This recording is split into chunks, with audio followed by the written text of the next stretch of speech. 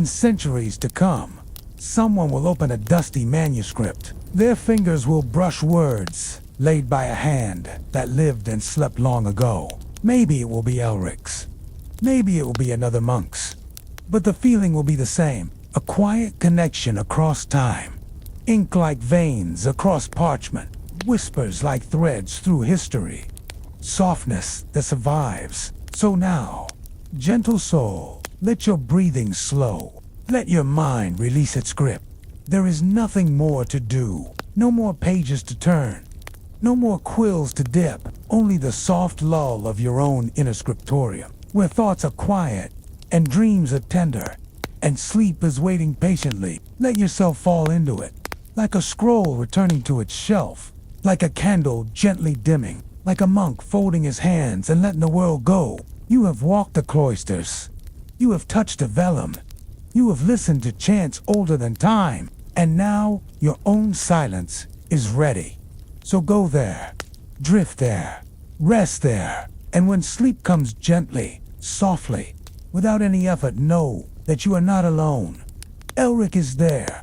The candle is still glowing, and the stars above Eldenhall stilled. Whisper lullabies. In a language only sleep understands, the moon has crossed its highest point, and now it leans westward, casting long, sleepy shadows across the cobblestones of Eldenhall. In the scriptorium, all is still. The hearth glows dim, its final coals sighing soft warmth, and Elric sleeps a peaceful sleep, a monk's sleep, wrapped in the rhythm of ink, parchment, and silence. The monastery itself seems to breathe not loudly, but like old stone, settling its weight into the night. The thick walls hold memory, not noise.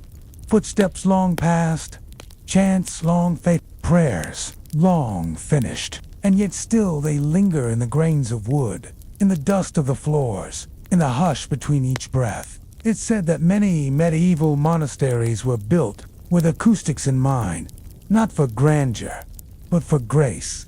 The ceilings were high, so voices could rise and fade like smoke. The stone was shaped to carry whispers without echo. The silence here wasn't empty, it was full of intent, of presence, of careful, quiet. It was a silence that listened back. Now, in your own quiet place, you may notice it.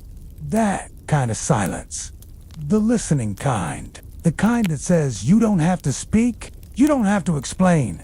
Just be here, breathing, noticing, drifting. You are in your own monastery now, not of stone but of stillness. Elric dreams once more, but this dream is quieter than all the others. There are no glowing fields, no silver-cloaked figures. Just a long wooden table, bathed in morning light, and upon it his quill, his ink, his vellum, and across from him a child, not speaking, only watching, eyes wide with wonder. At the simple art of making meaning, Elric smiles. He hands the child the quill, and the child writes one letter, then another, slowly, carefully, and the dream fades with the hush of creation. Elric breathes in, and the field fades. The stars soften, and he feels his body again. The cot beneath him, the blanket's weight, the hush of real night all around. He does not mourn the end of the dream, because part of it came back with him. A warmth, a stillness. He turns, sighs once, but lets his eyes finally close. Now, beloved listener, it is your turn. Let this quiet monastery fade around you. Let the flicker of candlelight become the flicker of dreams. You do not need to try to sleep. You are already falling, like the last leaf of autumn, like ink settling on parchment, like a blessing whispered over still waters. Sleep now. You are held. You are safe. You are home. The candle sputters, then steadies a single flame dancing with the hush of the midnight air. Elric rests his palms on the table, feels the coolness of the oak, the echo of 1,000 words that have passed across its surface. Outside, the monastery sleeps, but inside this little room, thought still moves, like mist rising over a quiet lake. He does not reach for another scroll. He reaches inward. There is a kind of writing the hand does not touch, a kind that lives in the space between breaths and rests in the folds of dreams. Elric feels that now he does not need parchment. He does not need ink. He closes his eyes and lets the stories come. In the medieval world, dreams were not taken lightly. Monks, in particular, saw them as divine whispers, sometimes warnings, sometimes comfort. There were books called Somniel Danielis used to interpret them, full of quiet meanings. To dream of water was cleansing. To dream of stars was a sign of wisdom. To dream of writing was to commune with the divine. So Elric lets the dream come, a dream made, not of visions, but of feelings. And you, dear dreamer, begin now to drift. Your body sinks, your thoughts loosen like pages turned by a soft wind. You don't have to follow each one. You don't have to understand. Let them flutter. Let them float. You are not here to read the dream, only to feel it. In Elric's mind, a field opens, not of wheat or grass, but of glowing flowers, each one pulsing softly with golden light. He walks between them, and as he touches one, a word rises, not written, but known. He walks further, and more words come, some in Latin, some in no language at all, but all of them gentle, all of them true. In the center of the field, a figure waits, not threatening, not strange, but familiar, as if Elric has always known them. Their cloak shimmers with stars. They raise a hand, not to beckon, but to bless. And the field grows quieter, until even the glowing flowers dim, and the stars above begin to sing, not with sound, but with light, a lullaby of brightness, a hush painted across the night. You may see it, too, that field of quiet light. You may feel the cool grass beneath your feet, or hear the hum of unseen lullabies drifting from stars. There is no wrong way to walk this dream. Only softness, only wonder, only rest. Let your breath align with the inhale, light, exhale, stillness. Let the dream cradle you now, as it cradles Elric, as it cradled monks before him, as it will cradle all who listen gently. You may hear it, too, dear listener, not with your ears, perhaps, but with the hush that lives beneath your thoughts. Close your eyes and imagine a candle before you, small, steady, breathing with you, and behind it a hum, a soft, ancient chant that wraps itself around your shoulders like a warm woolen shawl. No words are needed, only your breath, in and out. Let the hush deepen, let the stillness open, let the warmth of that sacred moment carry you further into calm after the final amen. The brothers slowly rise. No one speaks. The silence is whole.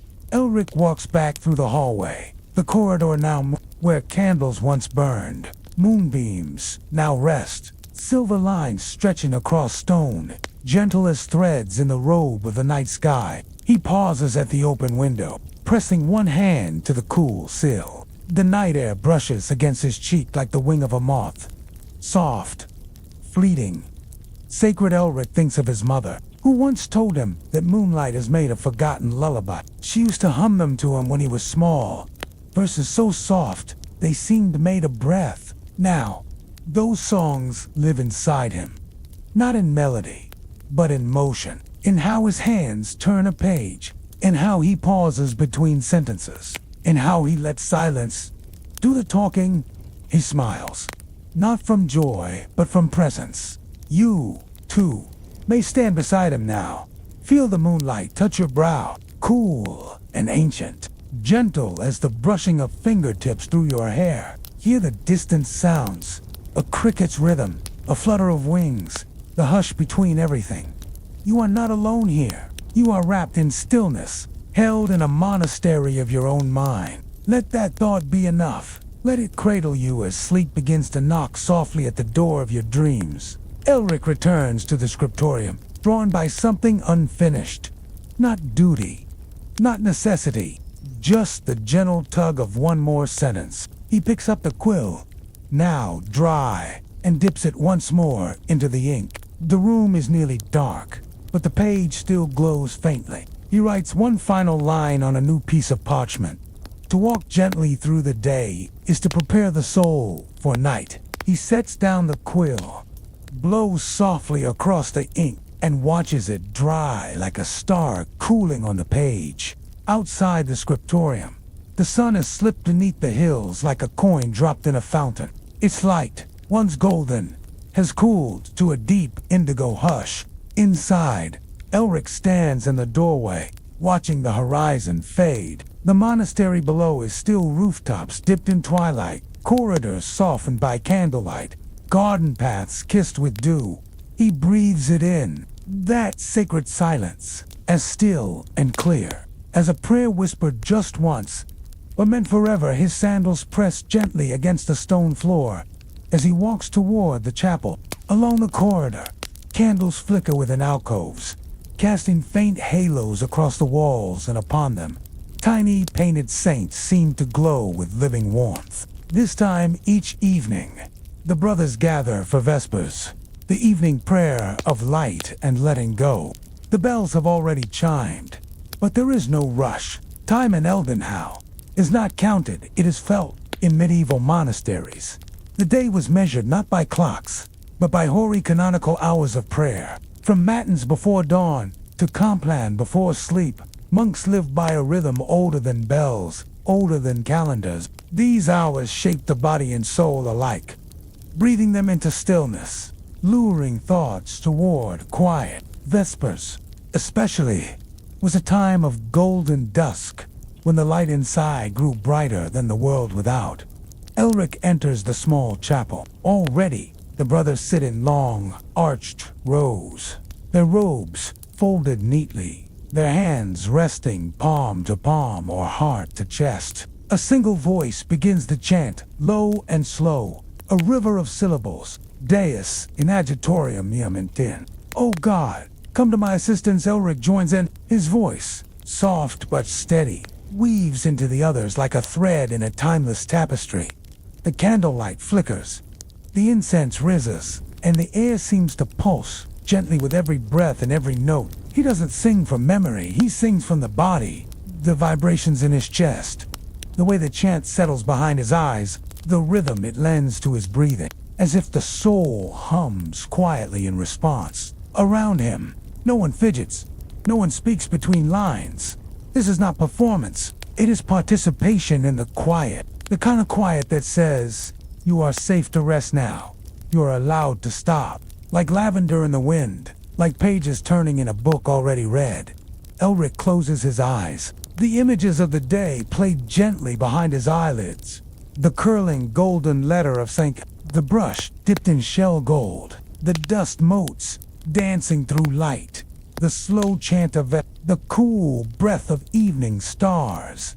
The scent of lavender and the comfort of candle flame. Each moment is a blessing, not because of what it produced, but because of how it felt.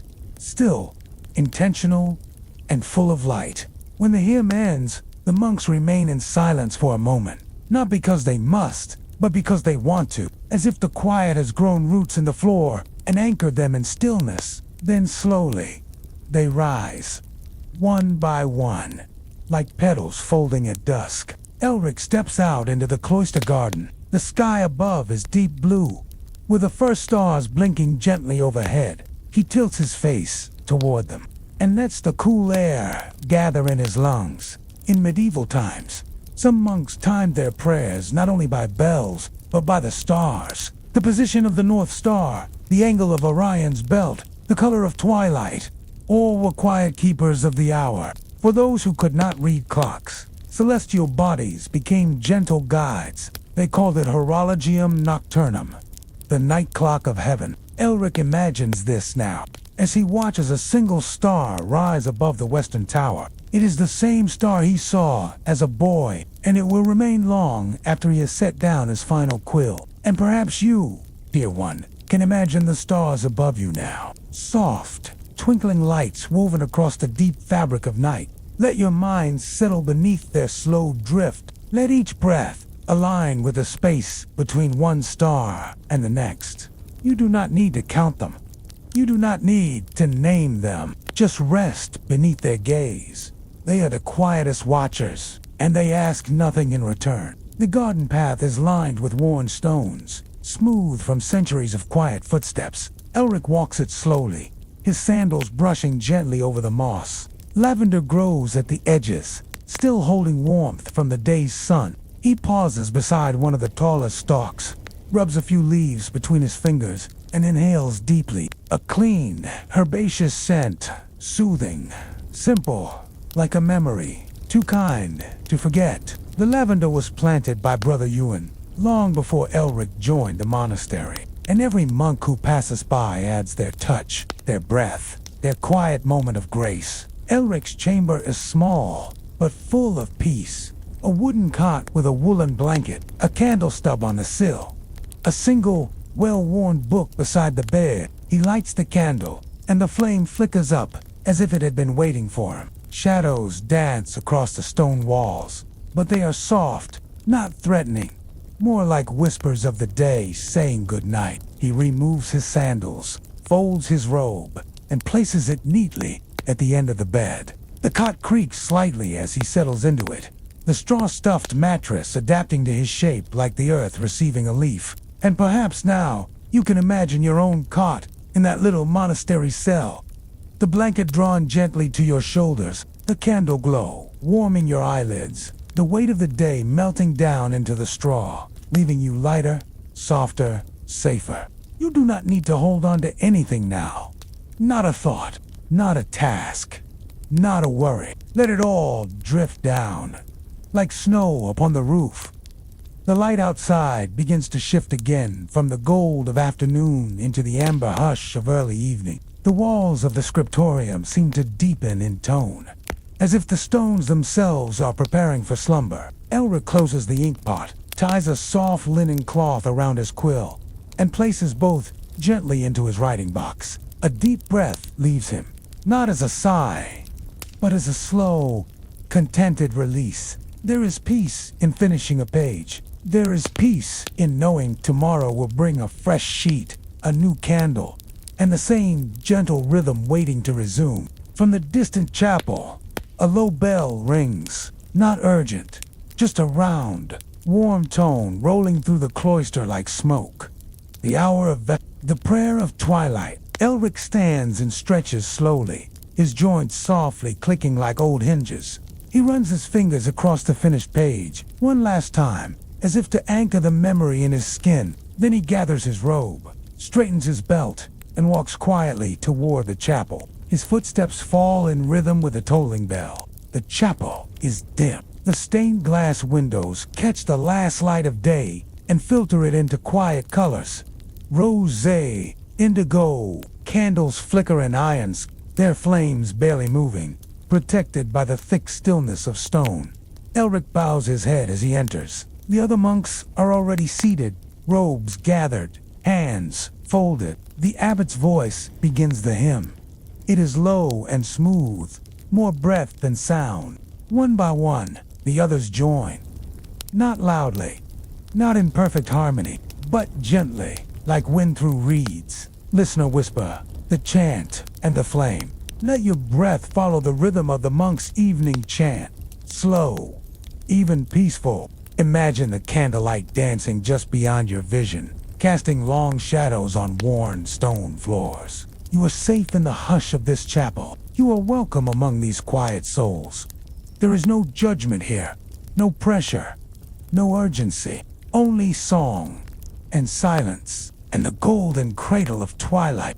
The light outside begins to shift again from the gold of afternoon into the amber hush of early evening. The walls of the scriptorium seem to deepen in tone, as if the stones themselves are preparing for slumber. Elric closes the inkpot, ties a soft linen cloth around his quill, and places both gently into his writing box. A deep breath leaves him, not as a sigh, but as a slow, contented release. There is peace in finishing a page. There is peace in knowing tomorrow will bring a fresh sheet, a new candle, and the same gentle rhythm waiting to resume. From the distant chapel, a low bell rings, not urgent, just a round, warm tone rolling through the cloister like smoke.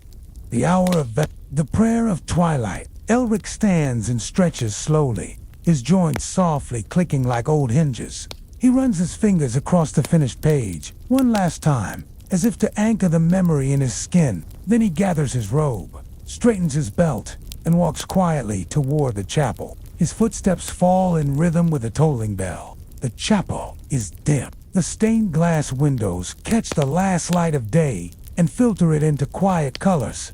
Rosé, indigo, candles flicker in irons, their flames barely moving, protected by the thick stillness of stone.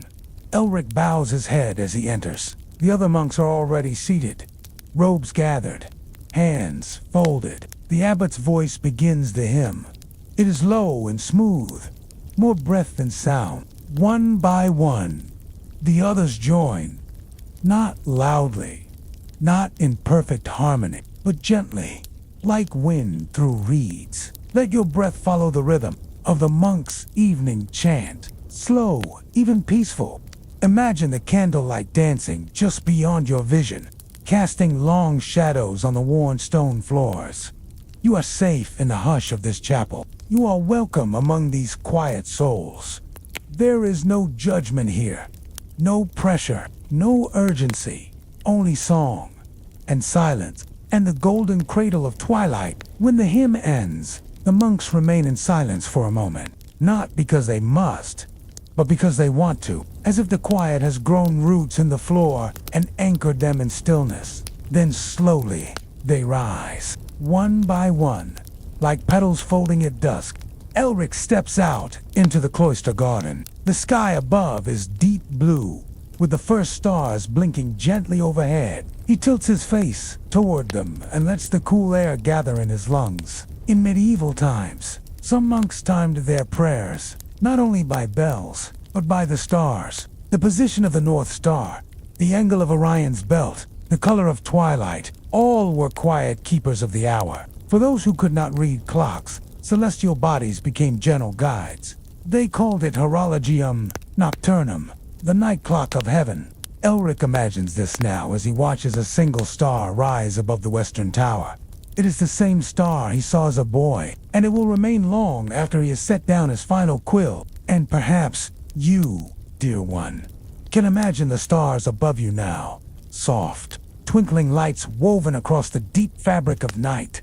Let your mind settle beneath their slow drift. Let each breath align with the space between one star and the next. You do not need to count them. You do not need to name them. Just rest beneath their gaze. They are the quietest watchers, and they ask nothing in return. He pours himself a second cup of herbal tea. This one has a sprig of chamomile floating at the top, and a drizzle of fresh honey collected that morning from the monastery hives. He lifts the cup in both hands, lets the steam rise into his face, and closes his eyes. One sip, then another. The warmth spreads outward, into his chest, into his shoulders, into his fingertips. And now, as you listen, perhaps you too can feel the steam of that tea, softening your thoughts. Imagine the chamomile scent curling up into your senses, sweet, mild, like late summer fields under a pale blue sky. Feel the honey as it melts drizzle by drizzle into the warm water. Feel it sweeten, not just the tea, but the moment itself. Let that imagined warmth settle wherever you carry tension, perhaps behind your eyes, or in your chest, or in the soft corners of your thoughts. Let it melt that tension gently, without asking. Elric returns to his desk and reads over what he has written. The story of St. Kalia shines gently on the smooth parchment surface. He picks up the quill once more, writes the final line in flowing script. And though her feet touched only moss and mist, her words walked long after her, through dreams and dusk alike. He adds a single gold star beside her name. And then he rests his hands on the edge of the desk, just feeling the grain of the wood. The task is complete, but the hush remains. This is the moment he loves most.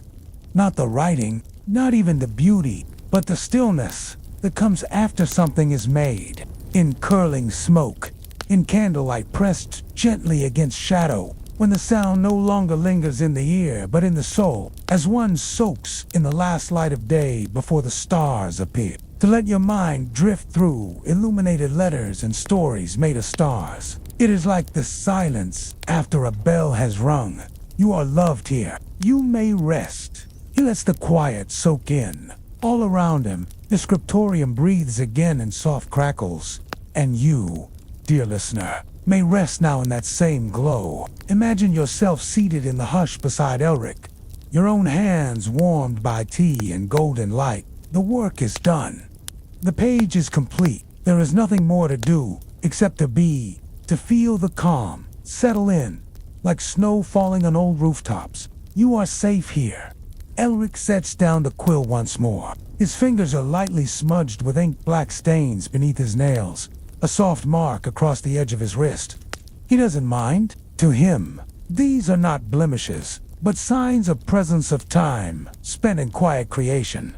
In sacred labor, he runs a cloth over the edge of the page, careful not to blur the ink, ensuring the surface stays clean for the next embellishment. From a drawer, he draws out a small pot of shell gold, powdered gold leaf bound in gum. It glimmers faintly as he opens it, catching the light like a secret in medieval monasteries. Illumination was the art of adding light to text, not with candles, but with gold. Scribes would paint radiant halos, gleaming borders, and shimmering initials that seemed to glow even in shadow. It was said that these golden letters reflected divine truth, not through grandeur.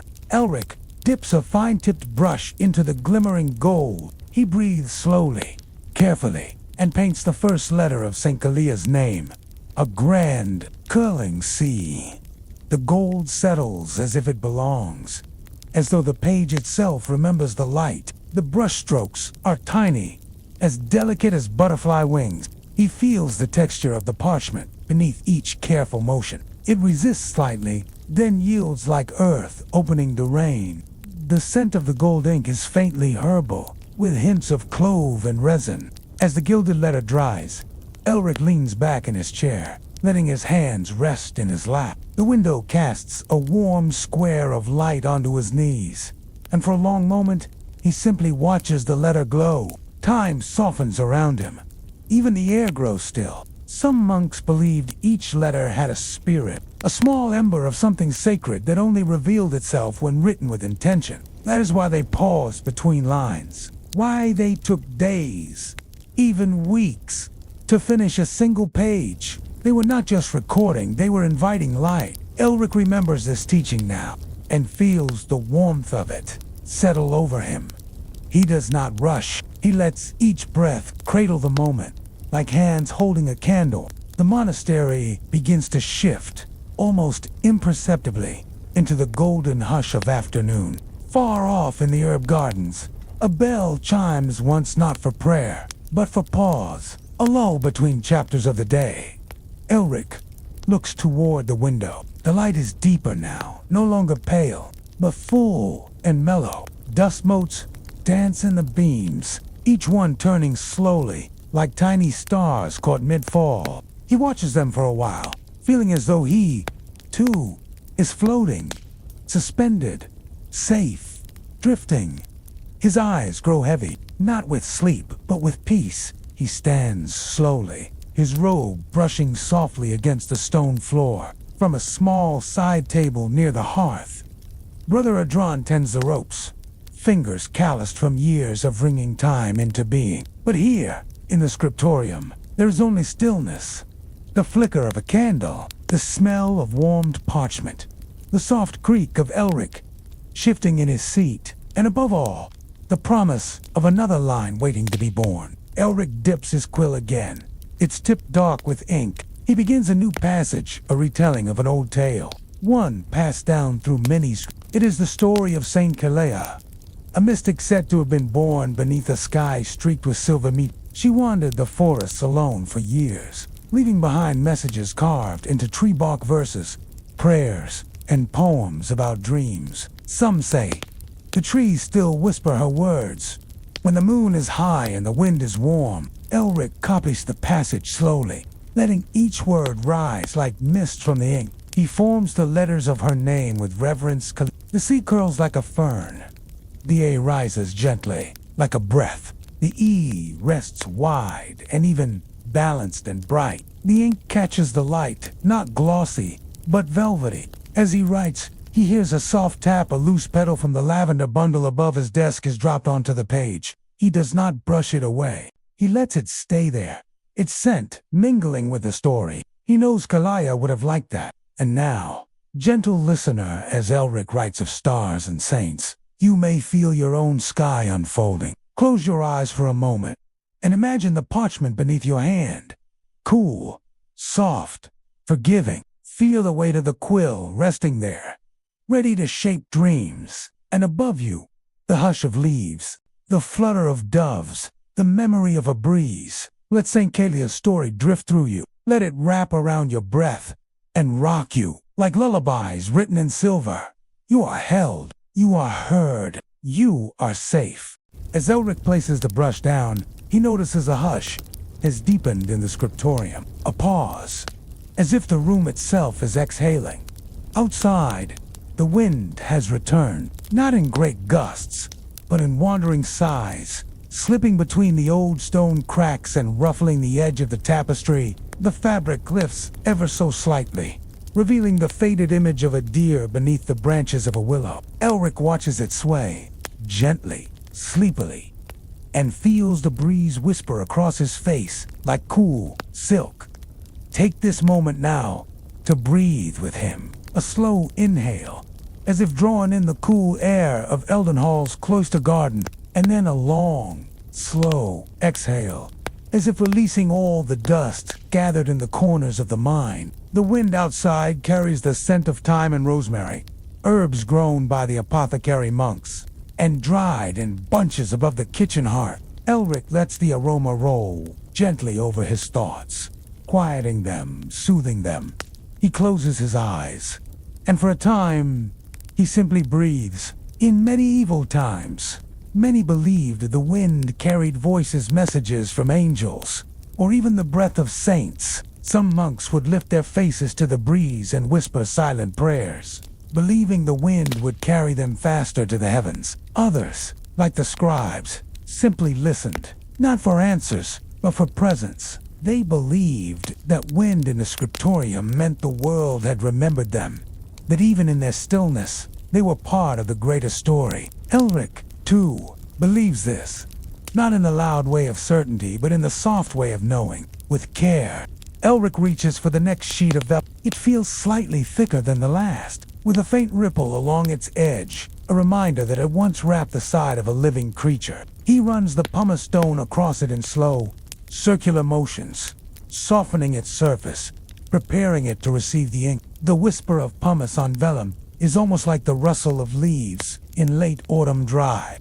And purposeful, he lifts a cleaned page into the light, turning it this way and that, until the sheen tells him it is ready. And then he places it gently down, blank, patient, waiting. A blank page is not emptiness. It is invitation. It does not ask, but welcomes.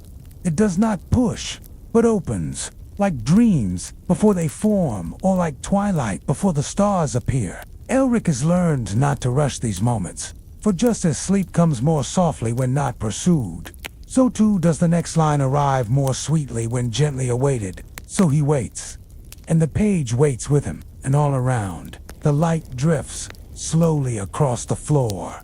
A sundial's hush, marking nothing and everything. The monastery at midday is neither bustling nor silent. It hums. In the gardens, bees linger lazily over lavender blooms. In the kitchen, bread rests quietly in clay ovens. And in the bell tower, time in Eldenhall does not march at meanders. It pours slowly, like warmed honey from a clay jar. Each drop golden, each moment its own. No one races toward tomorrow. No one clings tightly to today. Instead, they rest in now, in the spaces between chimes, in the softness of footsteps, in the hush of thought before words take form. This is the rhythm of the monastery, and slowly, it becomes Elric's rhythm too, and yours. If you listen closely, you may already feel it pooling gently around your breath. As the light shifts toward midday, Elric begins to prepare the margin of the page for its illumination. Today, he will paint a single curling vine around the first letter, not for vanity, but for joy. Illuminators believe that every text deserves a bit of celebration, a sprig of life curling from its corner, a hint of beauty to accompany the meaning. He mixes pigment from ground lapis lazuli. It's blue, deep and celestial, like sky trapped in stone. He dips his brush slowly, pauses for breath, and then begins. The first curl arcs like smoke, gentle and round. Then a leaf, then a golden bud made from powdered shell gold, mixed with honey and thyme. The brush whispers against the vellum, barely a sound, but the silence it creates is profound. The scent of gold leaf rises, faintly sweet, metallic, and warm. The blue pigment stains the tips of his fingers, a mark that will stay for days, but he does not mind. The paint glows in the light, each stroke catching the sun like dew on spider silk. A breeze moves through the scriptorium, shifting a few loose pages. Elric places a small stone atop them, steadying the corners. Outside, the doves rise into flight. Their wings beat in slow unison, like breaths taken by a sleeping world. The moment stretches long, not heavy, but whole. And all the while, the vine grows like a song without sound. And now, dear one, you too may feel the calm of brush against parchment. Imagine the curve of blue forming at the edge of your thoughts, each stroke a reason to rest, each leaf a breath. Let your own thoughts curl slowly, tenderly, like vines finding sunlight. There is no rush, no demand, just rhythm and hush in the steady turning of a quiet, golden hour. The door creaks ever so slightly, just enough to stir the air, like the sigh of an old book being opened. Elric looks up from his parchment to see Brother Hallwyn enter, his sand-colored robe trailing quietly behind him. He walks with a slight lean to the left, a result of many years, bent over books, an hour spent in study and stillness. Hallwyn does not speak right away. He smiles, a soft, papery curve of the lips, and places a small bundle of fresh vellum beside Elric's desk. The scent of lime and sheepskin rises, clean and crisp. "Good morning, Elric," he whispers, as though they stood inside a chapel rather than a scriptorium. Elric bows his head in quiet reply, and for a few moments more, they sit together, not speaking, not working, simply breathing. In the golden silence of few outside the monastery know the care that goes into creating a single sheet of vellum. It begins with sheepskin, soaked in lime water, until pliable, then stretched across a wooden frame. There it dries, pulled tight, like the surface of a drum, before being scraped smooth with a crescent-shaped knife as delicate as the moon. Each page bears the memory of the animal. It came from a ghost of its life, now turned to hold the words of others. Monks believed that using animal skin to preserve sacred text was a form of transformation, earth becoming heaven, matter becoming meaning. And when you run your fingers across vellum, you may still feel that quiet Before leaving, Brother Hallwyn reaches into his sleeve and produces a small, folded cloth. He places it beside the inkpot with reverent care. "For the eyes," he says softly. Elric unfolds. The cloth inside is a cooled stone wrapped in lavender petals. The monks often placed such stones across their brows during long hours of work to soothe the muscles, to refresh the mind, to invite stillness back. When focus wavered, Elric presses the stone gently to his forehead. It is cool, anchoring, and quietly fragrant. He closes his eyes just for a breath, and when he opens them again, the words on the page seem to welcome him back outside the scriptorium. The bell rings, once a call, not to action, but to awareness. It marks the hour of reflection, when monks pause in their tasks, to remember that time is not to be filled, but felt. Elric sets down his quill. He rests his hands in his lap, palms upward, receiving the stillness like rain on open fields. From the eaves above, doves begin to flutter down. They gather along the windowsill, heads bobbing gently, their feathers faintly ruffled by the breeze. One begins to coo, a low, lilting sound, rhythmic as a heartbeat. Another joins in, and another. It becomes a small chorus, not loud, not urgent, just present. A feather floats down through the narrow window slit, landing near the corner of Elric's desk. He picks it up and smiles, He'll press it into the next page, between lines of prayer. The letters come slowly, unfolding from the tip of the quill, as if growing from the page itself. Each line is curved and careful, no stroke hurried, no space wasted. He writes in Carolingian minuscule, an ancient, rounded script, known for its readability and its grace. The letters seem to breathe, as though they are resting between each other, not just writing but being. Occasionally, Elric pauses, not to think, but to listen, to let the next word arrive, not summoned, but invited. Like rain, returning to thirsty soil, all around him. The scriptorium breathed, not with lungs, but with light and air and the creak of old wood. A candle sputters softly. The pages rustled as they shift under his elbow. Outside, a dove coos from the eaves, low and rhythmic, as if murmuring a prayer into the stone. The warmth of the sun climbs slowly up the eastern wall, casting pale gold upon the tapestry, a woven image of Saint Benedict, holding a scroll, his eyes half closed in contemplation. Elric's ink smells faintly of iron and earth. The parchment beneath his palm is smooth and cool and still. Every detail, every texture, every scent works like a hand, guiding him deeper into stillness. Sometimes, Elric reflects not on the words he writes, but on the space between them. The space is where the quiet lives. It is where the meaning rests, not declared, but felt. This, he believes, is what makes a story sacred. Not the plot, not the style, but the hush it leaves behind, like a lull in the wind, or the space between heartbeats when you are just beginning to drift. And so, dear listener, you, too, may find that silence now. Let it settle over your shoulders, like a soft woolen shawl. Let it ease around your mind like a gentle hand brushing away stray thoughts. There is no need to chase anything. No need to hold tightly. Let the words come and go like the turning pages of an old book. Feel the hush in the space between each breath. You are safe. You are welcome here. You are allowed to rest. After the meal, Elric rises slowly, his fingers brushing breadcrumbs from the folds of his robe, leaving behind a trace of warmth and honey.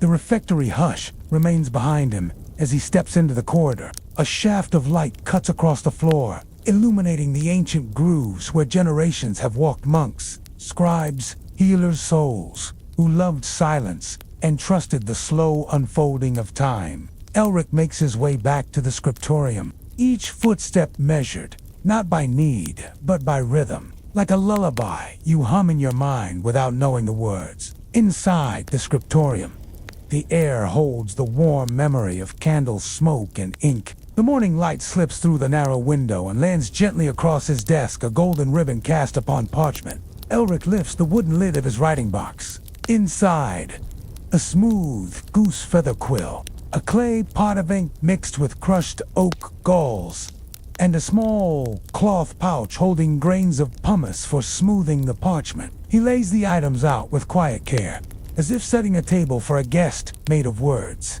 The quill glows faintly in the light, its shaft polished smooth, its point keen and ready, not for battle, but for grace. In the old days, scribes were trained not only in language, but in the art of stillness.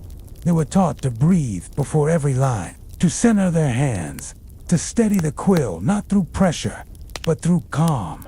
Each letter began with a breath. Some believed the ink itself had memory, that if a scribe approached with agitation, the letters would betray it. They would tilt awkwardly, or stutter on the page. But if the scribe came with peace in their chest, the words would settle in like geese upon a still pond, graceful, aligned, and utterly quiet. Elric takes the folded parchment from within his robe, the one from last night, the one that slept beside him as he dreamed. He opens it slowly. The lavender petals have dried now, crisp, brittle, and fragrant. He places them gently into a small ceramic dish. He will burn them later in the hearth, as is the tradition, letting the scent carry the story heavenward, or perhaps just inward.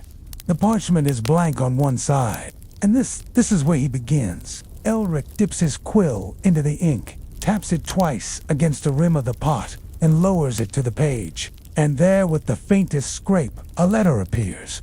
A curl, a breath, a beginning. After leaving the cloister, Elric walks the narrow path to the herb garden. A private patch, modest, but full of life. The rosemary has bloomed small, pale blossoms. The lavender is tall and leaning, its purple tips brushing his arm as he walks past. And the mint always bold sprawls between the stones like a sleepy cat. He kneels beside the thyme, his fingers parting the tiny stems, pinching gently, releasing a scent that's both earthy and sweet. This, too, is part of his rhythm. The garden is not loud with color, nor busy with tools. It is simple, lived in, loved. He clips a few sprigs of lemon balm, places them gently in the fold of his robe. These will dry near his desk, their fragrance a lullaby for restless moments. A robin watches him from the fence post, round and puffed, tilting its head as if in curiosity. Elric smiles at it, but says nothing. There is no need for words between soft things. Later, in the refectory, Elric sits with the others in quiet harmony. Breakfast is bread still warm from the ovens, and a small clay bowl of stewed apples and honey. The monks do not speak during meals, only the sounds of wood on wood, spoons clinking gently, and the soft rustle of robes shifting on benches. The bread smells of wheat and fire. The apples melt on the tongue, sweet and slow, with just a hint of cinnamon. It is not a feast, but it is perfect. Elric eats slowly, savoring each bite, letting the food ground him in the moment. And all the while, he listens not for anything in particular, but to the music of stillness. Every moment in Eldenhall is a verse, even this one. Now, you too may breathe as they do. Inhale, softly, gently. Let the air move through you like candlelight. Exhale, slow and smooth, like ink flowing across vellum. Again, inhale.com. Exhale, tension. With every breath, you sink more deeply into the hush, the warmth, the quiet page of this world. You are here not only as a listener, but as one who belongs.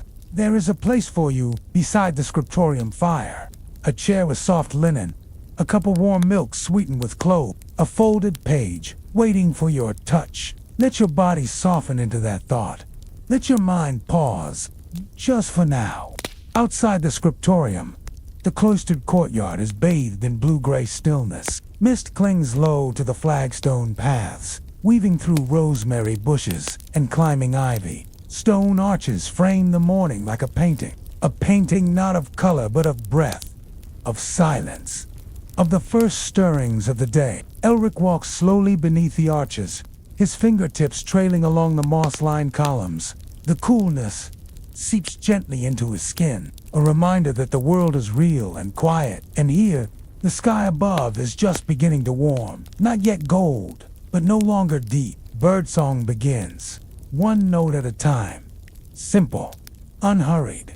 A lone blackbird testing its voice in the stillness, then waiting, listening, honoring the hush. The morning at Eldenhall does not arrive all at once. It unfolds like the turning of a page, one whisper at a time.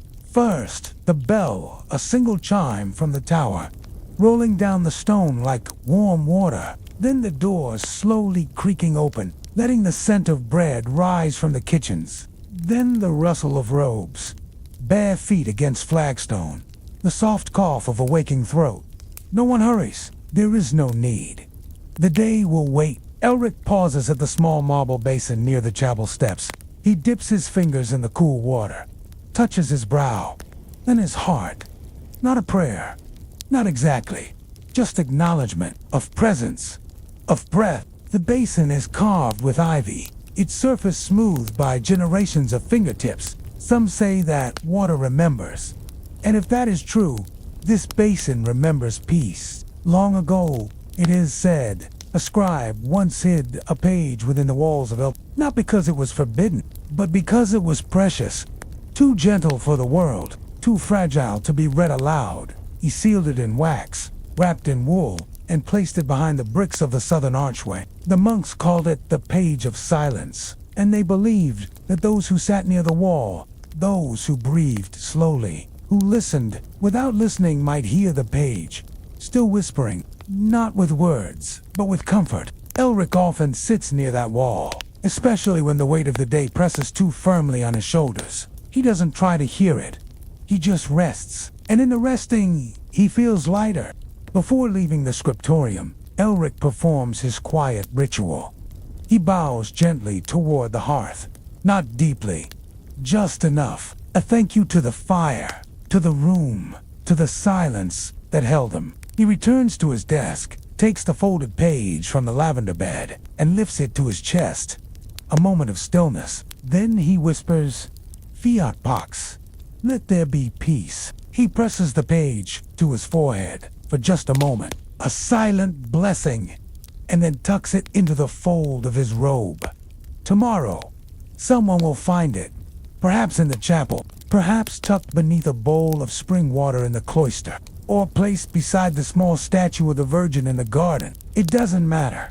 The story will find its reader, even if that reader only feels it with their fingers, with their breath, with their heart.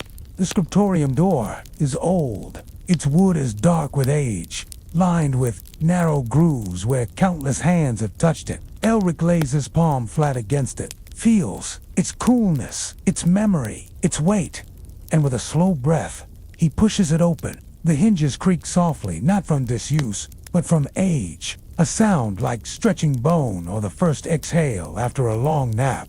Beyond the doorway, the hall waits, bathed in shadow, but welcoming. Elric steps out, and the door closes behind him with a soft click, the kind of click that sounds like the period at the end of a gentle sentence.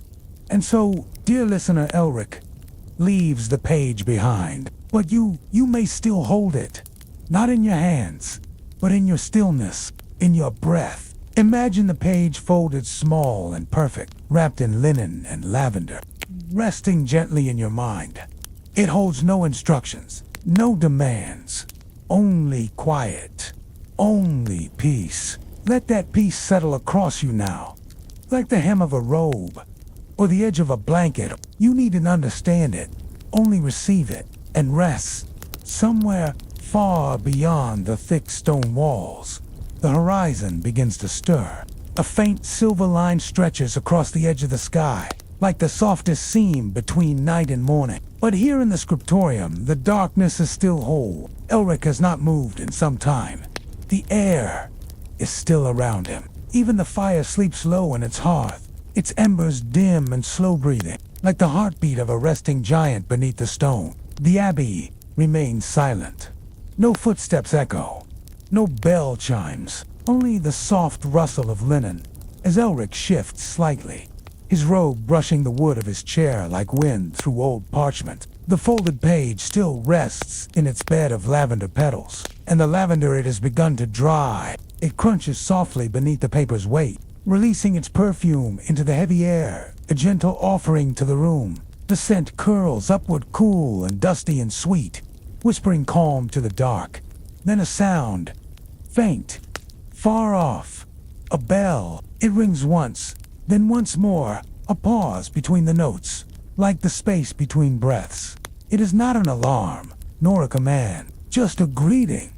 The monks call it prima, the first bell of the day. It does not summon, it invites, and Elric, still half dreaming, welcomes it. He closes his eyes, allowing the vibration of the bell to pass through him like a breeze through a silk curtain. The sound lingers in the marrow of the stone, soft and silver, before fading back into silence. In ancient monasteries, scribes often rose before the light. Their minds were clearest in that hour between dreams and dawn. It was said that words whispered in sleep clung to the edges of consciousness, and only in that sacred hour could they be caught and written down before they vanished, like dew. These were called Vespa Echo's dream words. Monks believed such words held healing, not because of what they said, but because of how they felt. Warm, safe, true. And so Elric often wrote at this hour, when the veil was thinnest and the mind still full of stars. The candle has gone out now. Its wick curls in a delicate twist of smoke, rising slowly into the stillness. Elric stretches again, his arms lifting like branches before lowering into his lap. His body is tired, but not worn. He has not written much tonight, and yet he feels full. As he stands, his robe shifts around his ankles, the hem brushing across the cool stone floor, like the whisper of an old friend. He walks slowly to the open window, presses his hand against the sill. The stone is damp with early mist, and beyond it, the sky is beginning to soften. Not gold, not yet, but the deep blue of a waking world, blushing at the touch of morning. The inkpot has tipped slightly, just enough to kiss the edge of the parchment with a crescent of darkness. He writes it with slow fingers. The candle is burned low, its base a pool of wax, its flame barely flickering now. Elric sits back and stretches, his spine curving like a drawn bow, arms reaching toward the timber-bird ceiling. Then he smiles. There is peace in this moment, this slow return from sleep, with no urgency, no sound but the soft creak of wood and the faint crackle of embers. He looks at the page before him. The gold leaf still shimmers. The ink, though smudged slightly at the edge, is soft and perfect in its imperfection. It is a page meant for no one, and yet it feels full. From a small wooden drawer beneath his desk, Elric retrieves a thin strip of linen. He folds the page carefully, left, right, then over, until it's no larger than a coin. He presses the folds down, not sharply, but with gentleness, as if calming a restless child. Then he wraps the linen ribbon around it, once, twice, and ties it with a loop that tucks in on itself. A silent page, a sleeping story. He places it in the shallow dish of lavender petals beside his desk. Tomorrow, he will leave it in the Abbey Chapel. For someone who needs quiet, for someone whose heart is too loud, for someone who doesn't even know they are dreaming of peace. And now, dear listener, you too may imagine such a page. Blank at first, then soft with thought. No pressure, no purpose, just stillness. Let your fingers trace the air, as if shaping gentle letters, curves, and curls. Ink made of breath. Let your heart settle into its rhythm, your breath into its lullaby. You are the keeper of quiet things too. Tonight, you write no lines, but your rest is a poem. Your stillness is gold. Midnight falls gently across Eldenhall Abbey. It doesn't announce itself with bells or fanfare, just the slow turning of stars, the cooling of stone, the deepening of quiet. In the scriptorium, Elric stirs.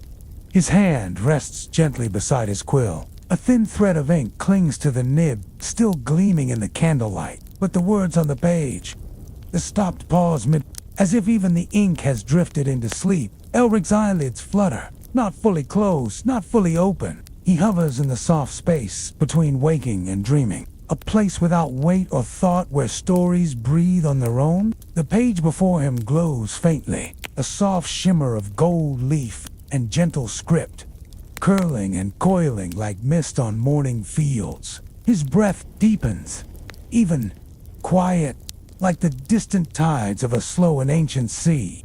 Far below, in the cloistered halls, the abbey's corridors sleep as well. Stone archways stretch into shadows, cool and echoing, lined with small alcoves, where candles burn low behind colored glass. A gentle breeze sighs through a high window, causing the flames to waver not in alarm, but like they, too, are dreaming.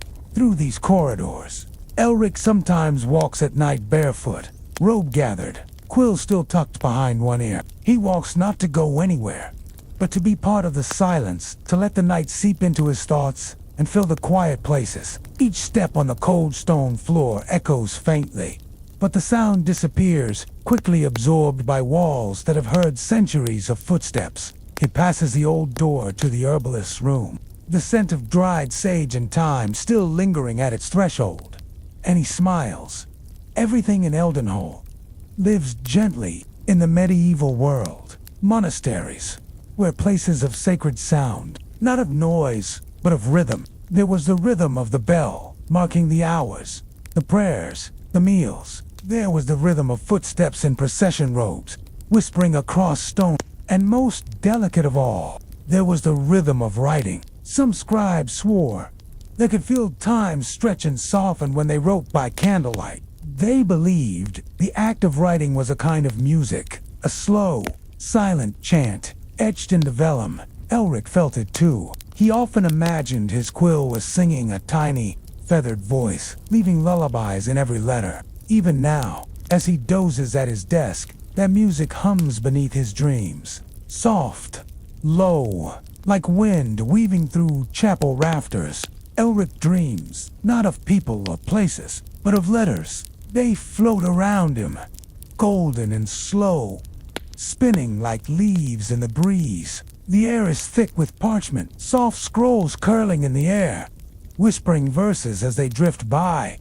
One gently brushes his cheek, another settles on his chest, its warmth blooming like candlelight in his heart. A voice hums from the edge of the dream, old, steady, kind. In nocte scripta fiant vera. In the night, words become true. Elric murmurs the phrase back, though he does not know who speaks it. The letters circle tighter, forming patterns, verses, poems. The hour grows late. Beyond the stone walls of Eldenhall, the world lies hushed, tucked beneath the velvet sky, blanketed in dew and dreams. The candle at Elric's desk is burned low. Its wax has pooled into a quiet spiral, a tiny golden lake, reflecting the flames' slow dance. And yet the scribe remains still. He is not writing now, only watching the flicker of the candlelight, and the soft movement of shadows on the wall. They sway like monks in silent prayer, shoulders bent, heads bowed. It is the sacred stillness between words, a moment of nothing, and yet everything. Elric leans back in his chair, his arms resting on the smooth, worn wood, his head tilted slightly to one side, eyes half-lidded, thoughts unfocused. The vellum page before him glows with golden letters and gentle curves. But now, even the ink sleeps, even the air seems to hold its breath, and above, high in the dark beams of the scriptorium ceiling, a single bat rustles then settles again. Elric was not always a scribe. Once, he was just a boy who loved stories. He grew up in a quiet village to the east, a place of low hills and crooked fences, where the only books were kept in the chapel chests, locked with an iron key. And yet, every Sunday, Elric would peer through the iron bars of the lectern, gazing at the illuminated manuscripts, their letters glowing like treasure. He couldn't read them yet, but he loved the shapes. He imagined each letter was a creature. The tall ones were stags, the round ones were songbirds, the curled ones were sleeping cats. And when he was 10 years old, a traveling monk noticed him lingering after the sermon. "You see the words," the monk had whispered, "but you also feel them." That was enough. By winter's end, and now he no longer just saw the stories. He wrote them. He breathed them. He lived within them. Now let yourself settle more deeply into Elric's world. Feel the smooth stone beneath your feet, cool, but not cold. Feel the flickering warmth of the hearth on your skin. The heavy quiet of ancient walls pressing gently around you. A soft wind sighs through the cracked stained glass window. It smells of linden blossoms and wood smoke, and the faintest trace of beeswax and ink in the corner. An old chair creaks not from movement, but from remembering. Somewhere below, in the cloister garden, a wind chime sings just once, a single note, like a memory or the edge of a dream. And Elric, still half lost in thought, reaches for a fresh piece of vellum. Not to write, but to hold. He runs his fingers along the edge, feels the faint grain of the skin, the quiet resistance of the past, and slowly, softly, he begins to hum. The night is alive. It thrums beneath the stones, like a heartbeat, slow and deep. It's not a tune he knows, and yet it lives in him. Perhaps a lullaby, one sung by the elder scribes when the candles burned low, or whispered by his mother long ago, when storms rattled the shutters at night. The words come unbidden, and yet they feel familiar, like warm slippers waiting by the door. Dormit, anima substellis. The soul sleeps beneath the stars. He sings so softly, his voice barely a breath, but the stone walls seem to carry it. Or maybe they're just hollow, gently, carefully, as if the abbey itself is listening. In the far corner of the scriptorium, an old manuscript lies open on a stand, its edges glowing faintly with age. Scribe somnium in aurea scriptura. I write the dream in golden script.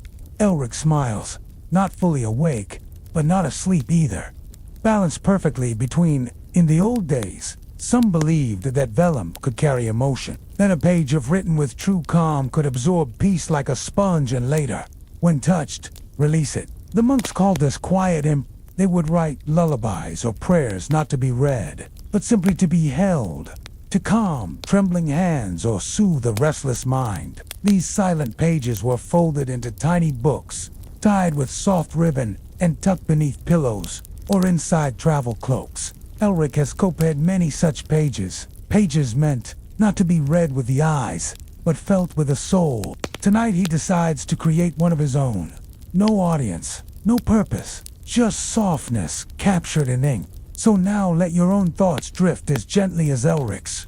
Imagine a page, blank and warm, waiting only for kindness. Feel the scratch of a quill, soft and steady. Hear the drip of melted wax, the curl of smoke in the air, the hush of words not yet spoken. There is no hurry here, no noise, no demands, only breath, only softness, only gold. Let your body settle into that stillness. Let your mind feel the hush of old paper, the quiet blessing of a story told only for you. And if sleep begins to brush at the edges of your thoughts, don't resist. The story will remain right where we left it, waiting like a candle that never burns out. The scriptorium breathes softly, a hush beneath the vaulted stone, the kind of hush that makes candlelight feel louder than footsteps, where even the tiniest sound is a lullaby. And in that stillness, as the moon rises higher, pouring silver through the lattice windows, Elric dreams. He dreams of letters that float like feathers of scrolls that unroll themselves in the wind, of ink that glows softly beneath his fingertips, as if the stories themselves are alive. The walls of the scriptorium seem to shimmer faintly in his half-sleep, and the distant sound of a fountain. Yes, there is a small one just beyond the herb garden. It bubbles like laughter in slow motion. Everything here is soft, nothing rushes. The very stones seem to cradle the night. And in their embrace, Elric continues his slow, dreaming work, half asleep, half awake, writing peace onto the page. Next to Elric's desk lies a velvet-lined tray. Inside, a polished brass ink pot, shaped like a sleeping owl, a sand shaker, to dry the ink before it smudges, a tiny knife for sharpening quills, its blade dulled with age, and a bundle of fine goose feathers tied with green ribbon. Each item is touched with care. Each has a weight, a silence, a story. The inn is handmade from oak galls, soaked and steeped until the liquid turns dark as midnight. A recipe passed down through generations, blended with iron salts and a faint scent of When Elric dips his quill, the ink clings like memories, spilling onto the vellum in slow, perfect curves, S-shaped, soft, soothing. The vellum itself is smooth and thick calfskin, cleaned and stretched in the old way. When Elric runs his fingers across it, it feels cool and almost alive, as though it remembers every story ever written upon its surface. And above all, there is the glow. The scriptorium's fire never dies completely. Even now, in the deep of night, it hums gently in the hearth, low and golden, throwing soft shadows onto the bookshelves like little ghosts dancing in their sleep. In the days of old, the monks believed that to write holy or beautiful things, one must first quiet the soul. And so before any scribing began, each monk would spend 3 minutes in stillness, listening to the silence, letting their breath match the flicker of the flame. Sometimes they'd place a sprig of rosemary on their desk, not for decoration, but because they believed it helped hold memory and kept dreams gentle. Elric follows this same custom. Each evening, before he lifts his quill, he gently places a few rosemary leaves beside the candle. The scent is earthy and soft, almost like rain on warm stone. And as he breathes it in, his body grows heavier, his thoughts slower, until he becomes part of the room. Just another quiet thing, surrounded by older, quiet things, doing a quiet, sacred task. Outside, the sky is dressed in indigo. The stars glimmer between the slow-drifting clouds, and the moon, round and full, rests gently above the chapel spire. The night creatures stir, a fox's soft footfall across the frost-tipped grass, an owl blinking slowly from a rooftop beam, and somewhere in the far hills, a stream murmurs secrets to the stones. But inside Eldenhall, time has all but stopped. The old pendulum clock above the library ticks once, then waits. Tick, wait. Tick, each sound like a heartbeat wrapped in velvet. And Elric, half dreaming still, begins to illuminate. He chooses to gild a letter. Just one. The very first of the page. A capital S for somnus, Latin for sleep. From a tiny box lined with linen, he takes out a delicate sheet of gold leaf, so thin it trembles at the slightest breath, so light it could float on a whisper. He brushes the page with a rabbit hair tip, dabs it with glue, then presses the gold down gently, like tucking a child beneath a warm blanket. And when he lifts the brush, the letter glows, not brightly, no, just enough. Enough to catch the candlelight in a way that feels like sunrise. The monks believed that gilded letters held spiritual warmth. They called them illuminations, not only because they shone, but because they lit the soul from within. Elric doesn't rush the process. He takes his time, breathing evenly, letting the gold settle like moonlight on water. And when he finally leans back, he smiles, sleepy and soft, at the shimmer he's left behind. And now, dear listener, let your own breath match it slowly in, gently out. No effort, no pressure, just the soft rhythm of someone safe and still. Imagine the glow of the fire on your cheeks, the weight of a blanket across your legs, the subtle scent of rosemary and ink, the hush of turning pages, and the quiet joy of not needing to do anything but be, just be. For like Elric, you are surrounded by soft things, old stories, sacred stillness, gentle dreams. And if your eyes begin to close, that's okay. The story will wait. It's written in gold, after all. It's not going anywhere. The monks of Eldenhall believed that writing was a sacred act of stillness. They said that when the hand was steady, the soul became calm. And when the soul was calm, the world could whisper its truths through the ink. So they trained themselves to listen. Not with ears, but with patience. And Elric, he listened more deeply than most. He especially loved to copy the lullabies, soft Latin verses passed down for centuries, some written by candlelight for kings, others whispered by mothers into the blankets of babes, each one gentle and round like stones smoothed by river water. When he wrote them, he could almost hear the melodies floating just beyond the edges of thought, hummed softly by voices long gone but not forgotten. One favorite of his was called Sonu Zungilarun, the sleep of angels. The first line read beneath the peaceful moon, sleep comes slowly. Elric would copy that line again and again, each time more softly than the last, each letter shaped like a cloud, like a dream curling in on itself. And sometimes he imagined that the vellum itself sighed, as if grateful to carry such gentle words. Outside the scriptorium window, the monastery gardens shimmer in twilight. The lavender sways, the rose hips glow like little embers, and the breeze carries a scent of sage and thyme. Somewhere, a night bird coos, once then again, and the bell tower hums a low note like the last breath of a lullaby. Inside, Elric's candle is nearly gone. Its wax puddles slowly over the edge of the brass holder. Dripping onto the wooden desk with a soft tick-tick-tick, he leans back, closes his eyes, lets the warm air wrap around him like a blanket, and the gentle rustle of a turning page lulls him closer to sleep. His quill falls from his fingers. A single blot of ink blossoms on the vellum, perfect in its imperfection, and so the scriptorium rests along with Elric, held in the hush of a place where silence is sacred, and stories sleep waiting to be read by dreamers. In a quiet stone monastery, nestled deep in the green folds of the Eldenhall Valley. It is very old, older than the memory of any living soul. Its walls are thick with time, holding secrets between their mossy stones. The tall windows hold round panes of wavy glass, catching the gold light of morning like stained dew. And from the outside, you might never guess that inside this place, inside the heart of the abbey, there is a room where dreams are written. They call it the scriptorium, a place where ink flows like thought, where the scratching of quills fills the silence like a gentle rain, and where one sleepy scribe writes slowly by the fire beneath the hush of candlelight. His name is Elric, and though he is young, he writes with the patience of someone centuries older. He doesn't rush. He listens to the rhythm of the flame, and lets his thoughts drift as he copies ancient words onto soft, creamy Sometimes the ink spills like whispers. Other times the words shimmer faintly as though they've been plucked from a dream. Elric sits at a heavy oak desk, carved long ago by hands now forgotten, and beside him a single candle flickers its flame, bending with the breath of the room.